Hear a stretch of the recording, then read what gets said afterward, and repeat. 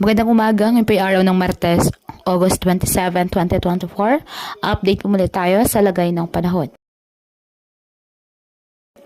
Ayon sa Pag-asa, Southwest monsoon o habagat ang nakakapekto sa Southern Luzon, Visayas at Mindanao. Wala namang bagyo o low pressure area na minomonitor ngayon sa loob ng Philippine Area of Responsibility na maaaring makaapekto sa ating bansa.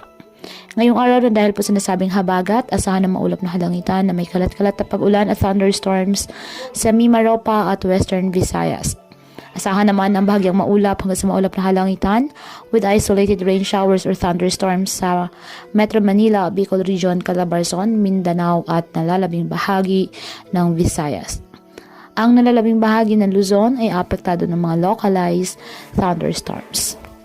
Kaya patuloy po natin na pinag-iingat ang ating mga kababayan sa banta po ng mga pagbaha at pagguho ng lupa, lalo na po kapag may malalakas na ulan, at ugaliin na magdala palagi ng payong o kahit anumang panangga sa ulan sa tuwing lalabas po ng ating mga tahanan. At yan po muna ang update sa lagay ng panahon ngayong araw. Muli patuloy po tayo na mag-ingat at palaging tandaan, God loves you. Stay safe and God bless.